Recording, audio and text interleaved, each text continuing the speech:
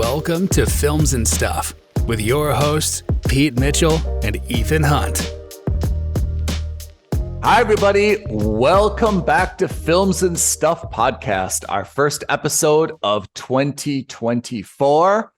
As always, I'm Ethan, joined by the most valuable Pete. Hey, Pete, what's up? Not much, buddy. How are you? Happy New Year to you. Happy New Year to all of our listeners. Yes. Slightly delayed. We were on hiatus at the end of the year. We're back. Still January. It still counts. January. So we took a year-end hiatus, caught up on everything that we needed to catch up on, and now we are back with a vengeance, starting off with our weekly stream or skip episode. And today is going to be a streamer skip plus slight rebranding. As you know, Ethan and I have prepared lists of TV shows for each other to watch. Every week, we randomly assign each other one of those shows to watch. We watch at least 2 episodes if it's a series, at least 30 minutes if it's a feature-length program. And based on that, we determine if that show and program is worthy of being streamed or skipped. Absolutely right. Well explained. So without further ado, what were you assigned to watch this week? Technically speaking, this is the last show that we watched for 2023. Right. And I had to watch a Max program called The Idol. Oh, yeah. I am almost certain that if you didn't watch it, because frankly speaking, nobody watched it, but I'm almost certain watched it, that you will have heard of this. Yep. Because this show was incredibly controversial. Yes. Very, very, very controversial. You're right. So let's break it down very quickly. 5 episodes only. And it was canceled after 1 season within 1 month of release. Canceled or not renewed? Is the nomenclature important here? I'll tell you why it is. Because I would normally agree with you. This is the same as saying, you're fired versus you're being let go, right? Both are the same thing. One is just a, PR maneuver to make it seem like, we have different ideas and creative visions versus you really suck. I'm out of this. This is, I think, the clearest example of a streaming platform being like, it's not me, it's you. We're done. Like I don't want to spend any money on you at all. So when we talk about the you, it's high profile, right? Oh yeah, it's high profile primarily for 2 reasons. One, it stars Johnny Depp's daughter, Lily Rose Depp. Lily Rose. And The Weeknd. Yeah. And this is, woof. The show is about the music industry and a pop star who is kind of out of favor within the music industry because she's trying to release a brand new album. Her last album was a bit of a bust. And because it was a bit of a bust, she had kind of like a mental breakdown. And so the studio is kind of holding her hand to kind of make sure that A, the album gets released, and B, that it's released on time and without any controversy. But she doesn't want to release the album because she's really being a hardcore perfectionist about it. So this is kind of like a behind the scenes look of what the music industry is supposed to be like, or at least a highly dramatized and fictionalized version. But man, if this is what the music industry is like, I don't want anyone to be a part of it because it's excessive, it's gross, it's disgusting. And I think this is the reason the show actually got canceled is because it's a little bit too raw. Yeah. And that's an understatement, right? We're talking about depictions of sex, which are super explicit. So, there's a lot of nudity. There's a lot of masturbation. There's a lot of public sex. There's a lot of references to public sex. And it's a lot of things that are done, I think, inherently for shock value. It's not really adding anything.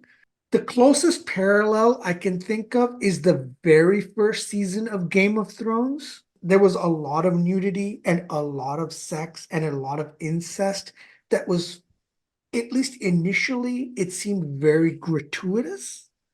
But I think the sex that we see in this and let's call it excess, because it's not just sex, right? There's drug use, there's a lot of other things. Yeah. I think the excess that we see in The Idol is done primarily for shock value. Whereas I think the excess, whatever it was that we saw in Game of Thrones, served a function. And which is why that after that first season, you saw a lot less of that excessive nudity and a lot of that excessive sex as each season progressed, because they were really setting the stage for, hey, this is a medieval fantasy world.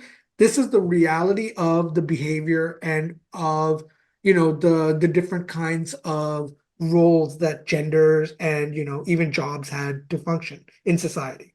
And that's just the way it is. We're going to set the scene up.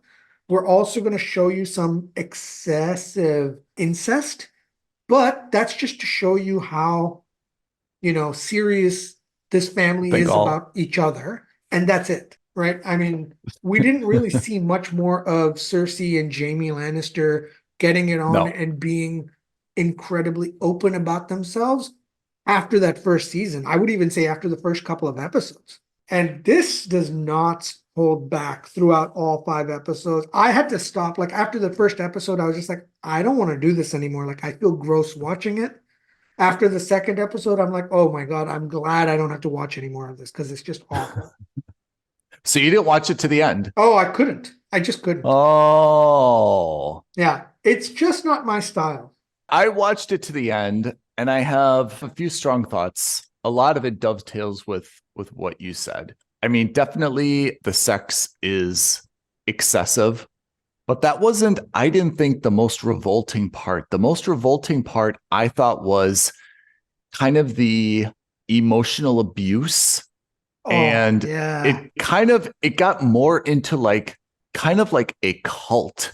I thought that was really, really unsettling. The sex was kind of the sex. And to be honest, I'll say it was excessive, but I didn't really think that was the problem with the show. I thought it was more the psychological abuse combined with the sex kind of made it feel a little bit creepier. Yeah. If it would have been a more consensual type of relationship, I think the sex just would have been it's HBO sex, Yeah. But yeah.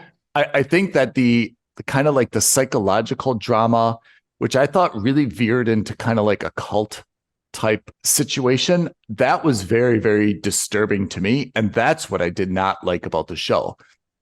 In terms of the performances, I thought actually everyone played those roles really well. And I'm not sure if I'm really impressed by that or if The Weeknd is just generally a psychopath and it's super easy for him to play that role, because I have to say, if I was cast as that guy, I'd kind of be nah, I'm not comfortable accepting this role. You want me to be an abusive boyfriend that's kind of setting up a cult? No, thanks. That's not going to be good for my reputation at all, because I don't think I can ever look at him again and be oh, he seems like a really nice guy. I bet he's, you look at Ryan Reynolds, you're oh, what a good guy. I bet I could hang out with him. Now The Weeknd just seems psychopathic to me, right? And he may be a super decent guy, but because of that role, I cannot look at him the same way again. So I'm a little bit surprised he took that. After reading that script, I would have been nah, I really want my own show, but I'm not going to play that dude. That's too cringy. Yeah.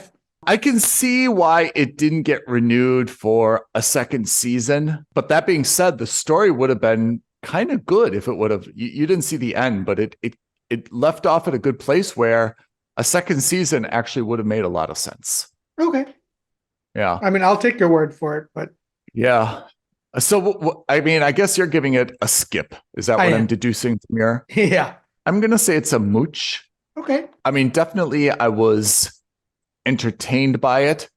I would not really brag to people that I saw it. If I did tell people I saw it, I'm sure to kind of qualify it and say, but I thought it was pretty disgusting and over the top, it's not my natural genre, but there's a lot of things that I really liked about it. I mean, I don't think we've seen a lot of behind the scenes type shows about the music industry.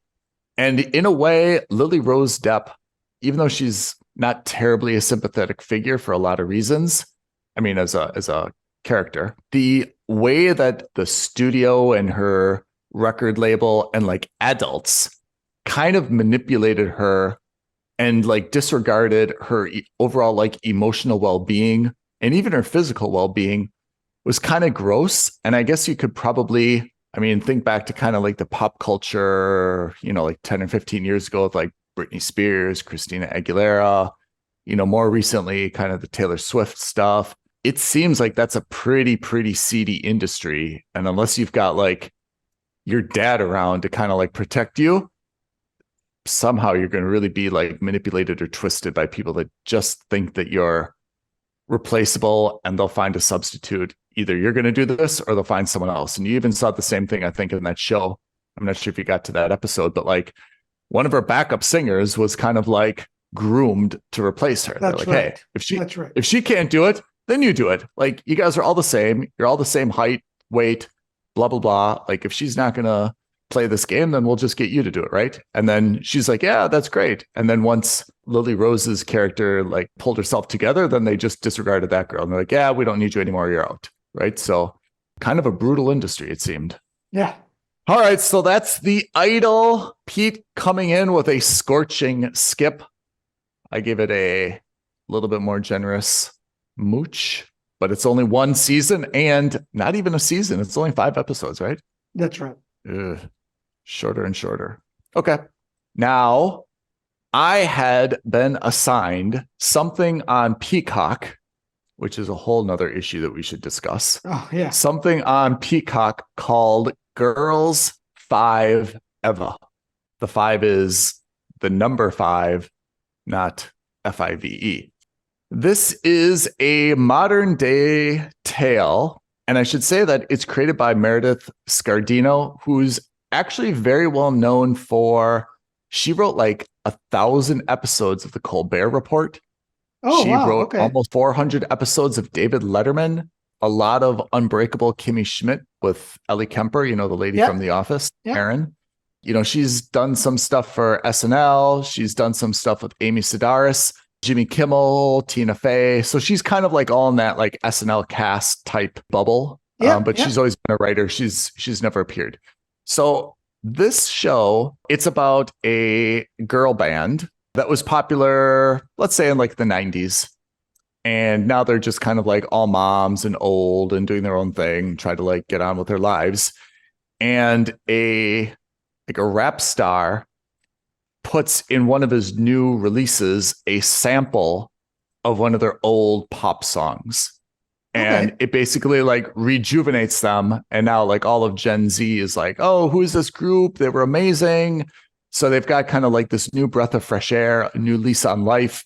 And they start to kind of like make a comeback as a group, even though they're all older, out of shape. They've all got like their own lives and, you know, different views in terms of, you know, what they want this to be. It's a comedy, and it's definitely a Peacock comedy, right? I mean, it's not raunchy. I mean, there's, of course, like some off-color stuff, but I mean, generally it's clean. There's not vulgarity. There's not like blatant, you know, like references to like sex and violence and things like that. It's more just kind of like, ah, ha, ha, ha, ha, ha. Now they're kind of like older and chubbier, and they're trying to like, you know, get in the same dresses, do the same dance moves, you know, connect with like younger generation, kind of like all these awkwardish moments. I would say that's kind of like the basis of the humor. Okay. I did my obligatory 2 episodes and I'm done. 1, I just don't like Peacock. So I would say for me, this is a clear skip. This may resonate on Peacock. Like, I don't think this is meant for dudes at all. I think this is kind of meant for, I think it's meant for moms, you know, kind of women in their 40s, 50s, you know, something a little bit like reminiscent, you know, something that they can kind of like get the humor on, something maybe they can identify with. I wouldn't think it's going to be popular at all with men. And I don't think it's really popular with kind of like a younger generation, just because all the situations and the jokes are kind of like age related or awkward related, you know? So it's kind of got its demographic. Again, there's a lot of crossover. Like you see the band like they appear like on the Jimmy Kimmel show, so there's like a clear intentional crossover, by NBC or by Peacock, to try to match up, all their intellectual properties and brands and stuff. But I see that there's a second season. It is possible, although I don't see it, it is possible that after episode 2, it kind of found its foot and it's got like a very sharp, razor edge style of comedy. It's possible that, it's got a little cult following, but I have to say, like, it does not seem like a compelling show. It just seems a little bit like filler on Peacock.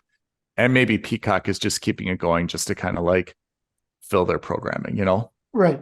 So that is my take on Girls5Eva on Stream or Skip. Okay. I mean, I had slightly more hopes for it just because of the Tina Fey angle. Yeah. But that's fine. I thought it would be like the next Parks and Rec, next 30 Rock, but that's fine. It's not. Let's just leave it at that. It is not. All right. Well, just to give everyone a little bit of behind the scenes insight, with that, we have watched 43 weeks worth of shows and movies this year. Wow, that's 86 shows. That's 86 shows between the two of us. Check my math. Absolutely right. And on average, you have had a rougher go of it than I have, unfortunately. But we're both relatively close to mooches, although we're both less than mooches. Yeah. Both of us found 9 shows that were worthy of subscribing now. Some of the big hits include, for you, the Big Door Prize. Silo. Rabbit Hole, Silo. Oh, I love Rabbit Hole, Silo. Hijack on Apple TV. Yes. The Gold on Paramount Plus. Bodies on Netflix. Oh, yeah. We had The Diplomat on Netflix. Beef. Oh, yeah. Yeah, so there's been a couple of really good shows. Liaison, oh my God, absolutely. Yeah. So there were some great shows. There were also a couple of, and by a couple, I mean more than a couple of stinkers. I think between us, we had 33 of those 86 shows were skips and voids.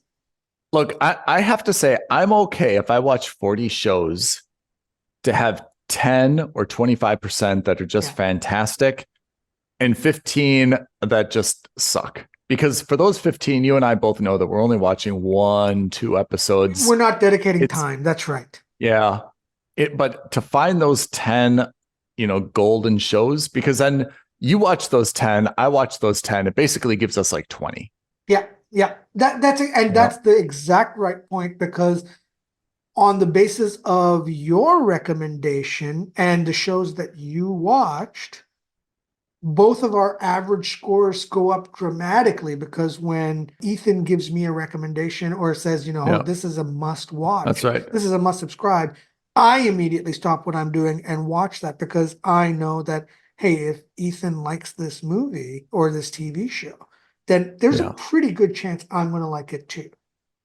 I was going to say, what makes me warm and fuzzy is that I do not recall an instance where either you or me said, hey, this is amazing, and the other person said, I watched it and I think you're dead wrong. Yeah, this sucks, right? Yeah. We've had differing levels of enthusiasm towards shows, but I think if I say it's a must subscribe, you agree. You may not be as excited about it as I am, and vice versa, but I don't think we've ever had one where we kind of disagreed and said, no, I think this is a mooch. And we never had one where the other person said, no, this is a skip. Absolutely. That's a pretty good track record by both. It's a very good track record. It's very good. And again, the most important point is that your 9 and my 9, it's not just 9. It's basically 18, because your 9 are my 9 and vice versa. Yeah, that's right. Okay, since this is Stream or Skip Plus, what's the plus element today? Let's just quickly give each other the assignments for next week. So for 2024, we're kicking off the first week of 2024. You are going to be on Disney Plus. You are watching a show called Unprisoned. It is officially a Hulu show, but I believe on international markets, it's a Disney Plus show. I'm going to give this caveat out now for our listeners. Anything that's on Hulu this year on our list or Disney Plus, watch this space only because by the end of this first quarter, we expect Disney to complete the 100% acquisition of Hulu. They have been telegraphing that there is going to be a merger of at least content, if not brand, at least content on their app. So I think Hulu programs will freely go onto the Disney Plus app, and maybe there's going to be a second subscription required, but I think that's just the first step. Inevitably, I think it makes sense for Disney to just combine the two subscriber bases. That's my gut. Who knows what they're going to do? So just keep an eye out. So anything that's on Hulu may be on Disney Plus and vice versa. So that's the first caveat. I will be on Hulu. I don't know if it's on Disney Plus, but I couldn't find it on Disney Plus, watching a show called The Artful Dodger. The Artful Dodger? Yeah. Huh. Makes it seem like he's not a recluse, but someone who's trying to like avoid the law, con artist, scam artist type of situation. That's what it sounds like to me as well. I'm pretty sure it's an Australian show. Okay. All right. Well, I'm looking forward to Unprisoned next week then. Indeed. So, as you were saying, let's talk about the plus segment of this week's Stream or Skip. Okay. Tell me. I feel like you're full of surprises. Maybe not a surprise in the way that we're used to it, but maybe this is going to make you think back to your high school days. I thought I would give you a pop quiz. Whoa. And give you a 2023 recap trivia game to kind of get both of our minds back into the groove of not just Stream or Skip, but, films and stuff. And get back into the media landscape.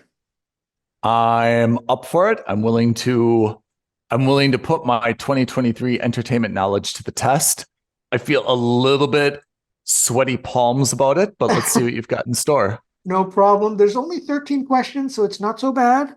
If you get 0 to 4 correct, you get ranked as Elon Musk, which means you need to get out from under that rock on Mars. Okay. If you get 5 to 8 correct, you are Travis Kelce. You are now in the zeitgeist. No thanks to Taylor Swift. Okay. If you get 9 to 12, you're Nicolas Cage, a true fan of the industry. What if I get all 13? And if you get all 13, you're like an anonymous hacker. You need to go touch grass. I'm Pete. All right. Shall we kick it off? Do I just say this verbally? Like, is it A, B, C, D, this kind of thing? All verbally. No multiple choices. I've made this relatively easygoing. Don't worry about it. All right. Without further ado, number one. Last summer, Barbie became the highest grossing comedy film of all time. What 2015 animated movie did it surpass? I'll give you one hint. It's a spin-off. Oh, either Despicable Me or Minions. I'll give it to you. It is, in fact, Minions. Minions, which is a spin-off of Despicable Me, right? Exactly. That's exactly right. Yeah, I deserve that one. Okay. Yeah, absolutely. Good one. Question number 2. Mario set the highest ever 5-day opening weekend of all time, beating what 2009 movie? Avatar? Not quite. Think of disguises. Mission Impossible? I'll give you one more go. Disguises? I don't know. Transformers 2, Revenge of the Fallen. What? That can't be true. It is absolutely true. It was a shocker to me as well. That is terrible. Yeah. I had no chance of getting that. Hit me with number 3. Number 3. Last year, with the release of its 3 movies, the Marvel Cinematic Universe officially crossed $29 billion cumulative gross box office over its 33 movies, with a shocking $903 million per movie on average.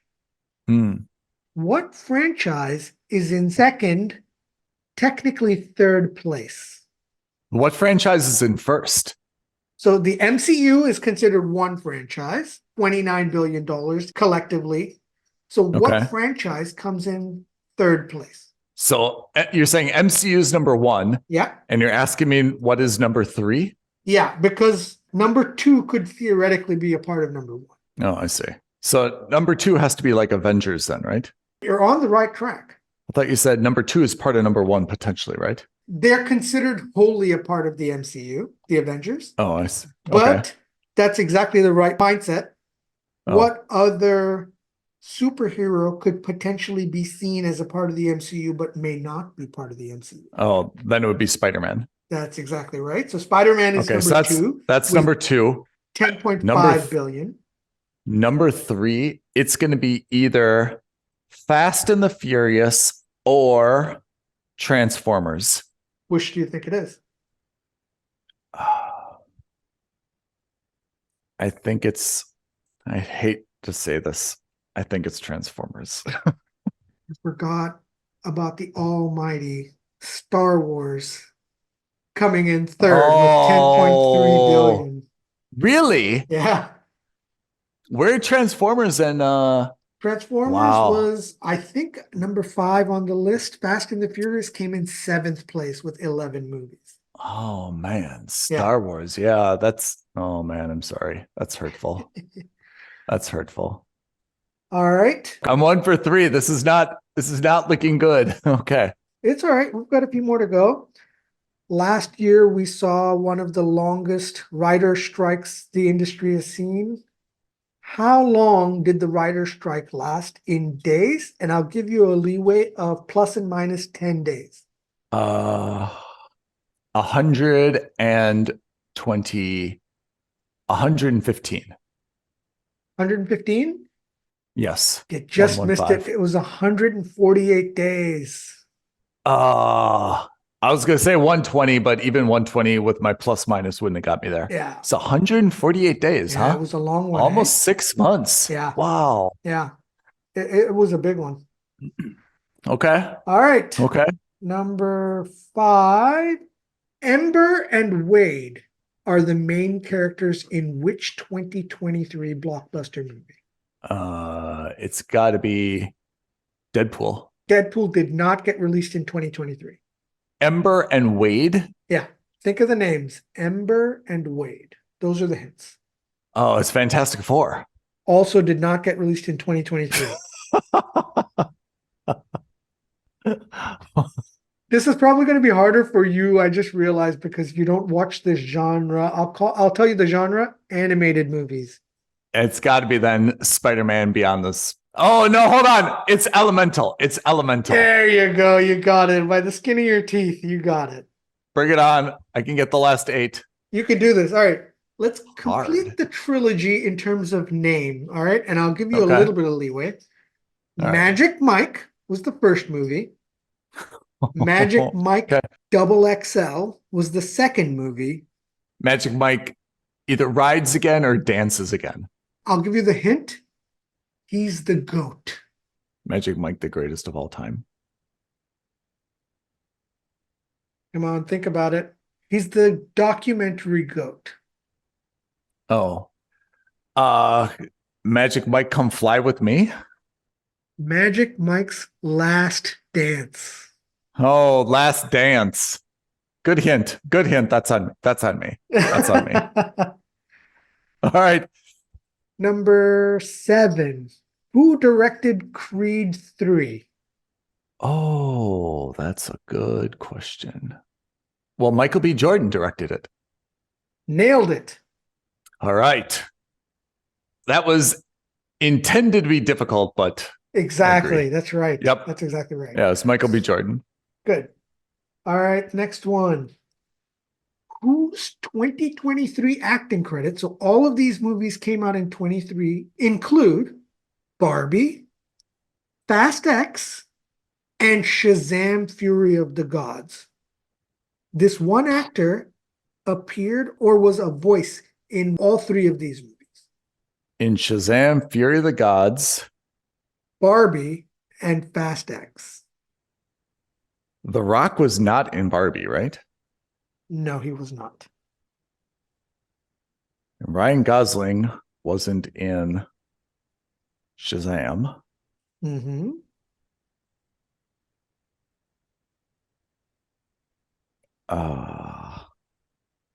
Was it the Korean guy who played the other Ken?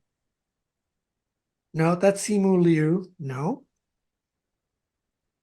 He was only in Barbie. I don't think he was in either of the other movies.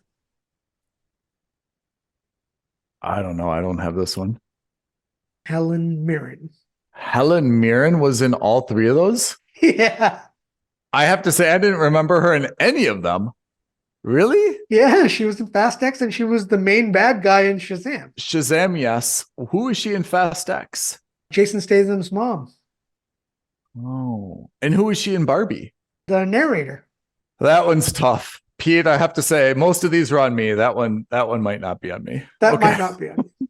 That's a hard one. Okay, well, this one's a no-brainer. Number 9. Which superhero gets his powers from an artifact called the Scarab? Remember, all movies and shows released in 2023. Blue Beetle. Nailed it. Okay. This one's going to be tough too, but... I got 3. 30%. All right. This is 10 or 11? 10, this right? Is 10. This is going to be a tough one, but because you and I are both video game players, this might be something you may get. Blumhouse enjoyed its biggest box office opening weekend to date with which 2023 video game adaptation? I'll give you a hint. Oof. It's about animatronics. A scary video game that stars animatronics. Oh, man. I don't know. What's animatronics? Like robots? Like, yeah, the Chuck E. Cheese robots. And it's a movie? Yeah, it came out last year. Oh, what's a scary movie that came out last year? So it's a horror movie. Yeah, pretty like much. A thriller. I don't know. I've got nothing on this one. What is it? Five Nights at Freddy's? 100% I wouldn't have got that. I'm actually happy I didn't guess and humiliate myself. That's a movie, Five Nights at Freddy's? Oh, yeah. And like it did really well. Really well enough really? That I think that they're making a sequel. Yeah. Whoa. Six Nights at Freddy's. Yeah. All right. Then the next ones are all about TV shows. I'm hoping you get this. All right. Me too. What season finale ended with the protagonist locked up in a fridge? The protagonist locked up in a fridge? Not Punky Brewster. Again, all shows that came out last year. In a fridge? Yeah. And it's a show? Yeah. And it's a show that I know you happen to actually love, by the way. Oh. Nominated for a bunch of TV awards. I feel like there was this one show where there's like a nuclear bomb in the desert and the dude like got into a refrigerator. Is that the one I'm thinking of? That was the Indiana Jones and the Crystal Skull. That was Indiana Jones. I guess you'll tell me and I'm going to be like, I should have known that. What is it? The Bear. Oh, okay. Yes, that's technically a refrigerator. What do you mean it's technically a refrigerator? It is a fridge. I mean, you're right. That is technically a refrigerator. I guess I was thinking like a proper residential refrigerator, not a commercial cooler. Oh, come on. That's not on me. You're right. That's the Bear. You're right. The Bear. Okay. All right. What did Ted Lasso, Billions, and The Marvelous Ms. Maisel all have in common in 2023? I got no idea because I don't watch Miss Maisel. Billions and Ted Lasso, I could probably guess. Go on. I don't know. Give it to me. Last season? Nailed it. Series finale aired last season. Series finale. Yeah, I guess I didn't know that about Miss Maisel, but yeah, neither did I. I don't watch that either, but yeah. Yeah. Supposed to be quite good, by the way. You probably should. All right, the last question. Oh, okay. You've got your last question, and again, I'm going to give you leeway on this. Hold on. How many do I have right now? I've got 5 or 6. 5. What category am I in? You're Travis Kelce at the moment. If I get one more right, do I go up a category? You stay at Travis Kelce. All right. So this one is just for how much of a Travis Kelce you are. Kelce goes 5 to 7 or 5 to 8? 5 to 8. All right. Got it. Okay. All right. Me. What is the average digital media usage for an American per day? And I'll give you a leeway of 1 hour, 30 minutes, plus or minus. So like how much screen time does someone have per day? On average in America. And what leeway are you giving me?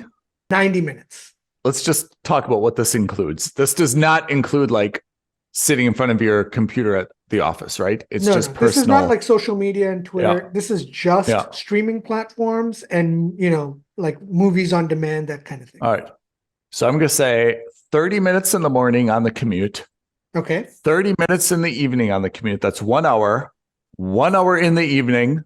That's 2 hours.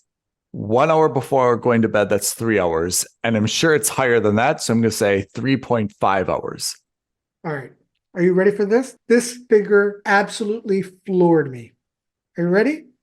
And I guess 3.5 hours. All right. Okay. 13 hours, 11 minutes. Come on.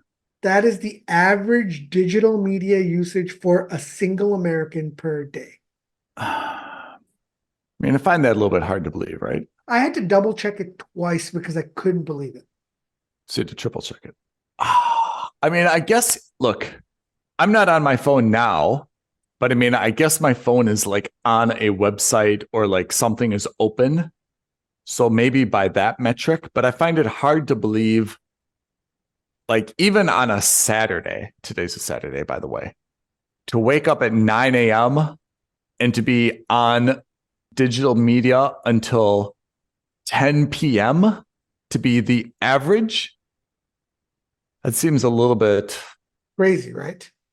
Yeah. Crazy considering like you and I would consider us as above average consumers of digital media. And I don't think that we average more than 3 hours, maybe 4 at the best of days, a day. I will push back on you a little bit. I would say, I'll speak for me and you can agree with me if you want to. I'm not going to lump you into my category. I would say that I am an above average consumer of streaming. Yeah. I am a below average consumer of web content, and I am dramatically below average consumer of social media content. Yeah.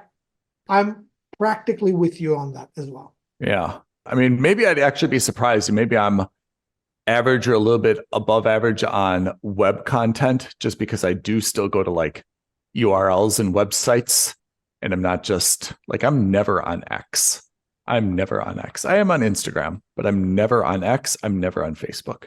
I was absolutely blown away. 13 hours, 11 minutes every day. All right, listeners, leave us likes. You've got 13 hours to do it. Like, right? Yeah. No excuses. No excuses. Exactly right. Ethan, I am happy to say that you are Travis Kelce. You're in the zeitgeist. I kind of failed that. Some of those were hard. A few of those I blew. I definitely blew Star Wars. Like that's on me. But good. It was a very good trivia and a good quiz just to get us back into the groove on what 2024 could bring us. Now you know what to be prepping for next year's pop quiz. Oh yeah, I'm ready. So Pete, we've got our assignments for next week. I've got Unprisoned on Disney Plus. Then we shall bid adieu to our listeners and we shall reconvene next week. Absolutely. Let me try to shake off the cobwebs. In the meantime, if you have any suggestions, if you have any ideas, if you agree with our reviews, if you thought the quiz was awesome and you want to hear more of it, because we all know it was awesome, tweet at us at F&S Podcast. You can DM us on Instagram at Films and Stuff Podcast. You can email us aloha@filmsandstuffpodcast.com. But as always, the easiest way to get in touch with us is to like this video, leave a comment below, subscribe to our channel, and hit that bell. You know, all that normal, usual YouTube stuff. Listeners, thank you for tuning in. Pete, thanks for the pop quiz. Thanks, Ethan. Thanks, everyone. All right. Have a great day now. Bye.